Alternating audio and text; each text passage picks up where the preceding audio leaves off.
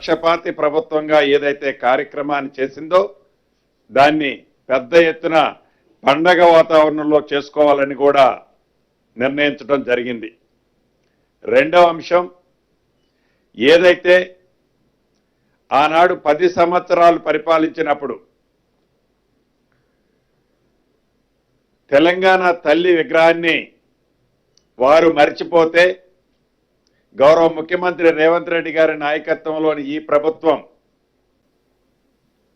తెలంగాణ తల్లిని, తల్లి రూపంలో ఉండే తెలంగాణ తల్లిని ఏర్పాటు చేసుకున్నాం సెక్రటేరియట్లో.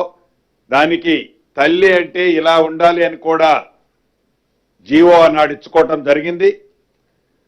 రాష్ట్రంలో ఉండే అన్ని జిల్లా కలెక్టరేట్లలో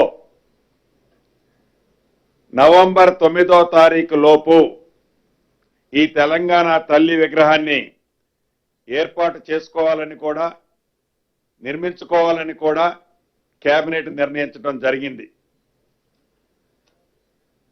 అదే రకంగా గతంలో కేంద్ర ప్రభుత్వం RRR కొంతవరకు శాంక్షన్ చేసింది. మిగిలిన సగం సుమారు 201 కిలోమీటర్ల పొడవున ఉన్న RRRలోని చౌటప్పల్లి నుండి సంగారెడ్డి వరకు, చౌటప్పల్లి నుండి సంగారెడ్డి వరకు 201 కిలోమీటర్ల పొడవున్న రీజనల్ రింగ్ రోడ్డును కూడా ఈరోజు కేబినెట్ లో ఆమోదం తెలపడం జరిగింది. అదే రకంగా ఏదైతే గత ప్రభుత్వం పరిపాలించే నాడు గోదావరి బేసిన్లో ఉన్న వాటర్ని పెన్నా బేసిన్లోకి షిఫ్ట్ చేసే కార్యక్రమం ఆనాటి ప్రభుత్వం 2016లోనే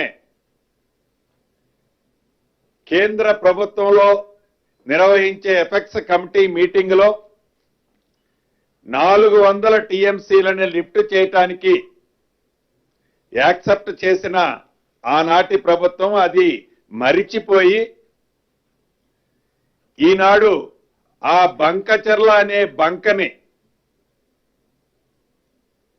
ఈ ప్రభుత్వానికి రుద్దాలని, ఈ ప్రభుత్వాన్ని ఏదో తెలంగాణకి సంబంధించిన వాటా నీటిని ఇంకొక రాష్ట్రానికి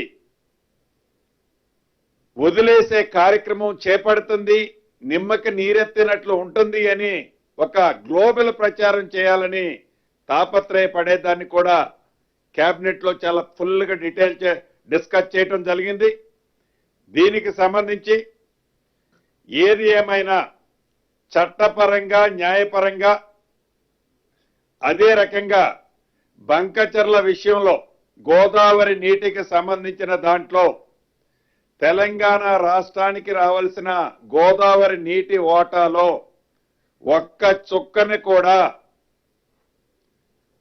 ఫోర్గో కావద్దని ఎంత దూరమైన ప్రయాణం చేసి, ఎంత పోరాటమైన శక్తినంతా కూడగట్టుకొని ఈ ప్రభుత్వం తెలంగాణ ఓటాని తెలంగాణకి తెచ్చే దాంట్లో కృత నిశ్చయంతో పట్టుదలగా పనిచేయాలని కూడా కేబినెట్ లో ఈరోజు తీర్మానం చేయడం జరిగింది. ఈ సందర్భంగా మీకు చెప్పాల్సింది, కుప్పదూసోడు పరిగేరినోడిని బెదిరించినట్లు అసలు వారి ప్రభుత్వంలోనే,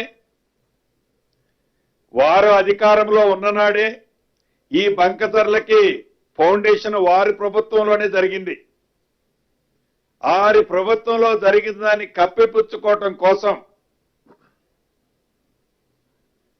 దాన్ని మసిపూసి మారేడికాయ చేయటం కోసం ఏదో అది ఇది అది అని ఆనాటి ముఖ్యమంత్రి గారు కానీ, ఆనాటి మాజీ మంత్రులు కానీ ఏదో తహతాలాడుతున్నారో దాన్ని తీవ్రంగా కూడా ఖండిస్తున్నాం.